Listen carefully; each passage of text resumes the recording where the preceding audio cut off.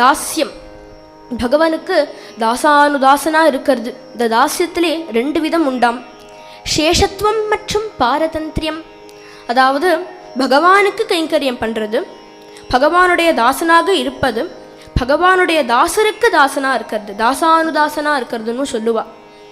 அந்த மாதிரி நம்ம இதுக்கு சிறப்பான உதாரணம் சௌமித்ரி லக்ஷ்மணன் பார்க்கலாம். பரதக தியாகசிய பிரதீகங்கிறா. தாஸ்யத்தில் பரதனுக்கு ஒப்பானவர் யாரும் கிடையாது.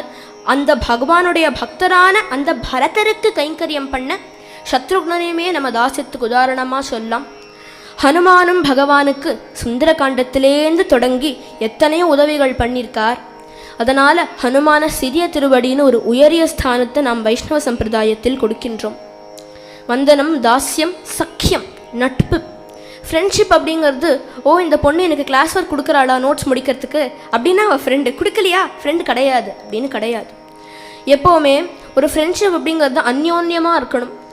பகவானோட ஃப்ரெண்ட்ஷிப்பாக இருந்தவாழ்ல சைவத்தில் சுந்தரமூர்த்தி நாயனாரை சொல்லலாம், வைஷ்ணவத்தில் சுதாமாவை சொல்லலாம்.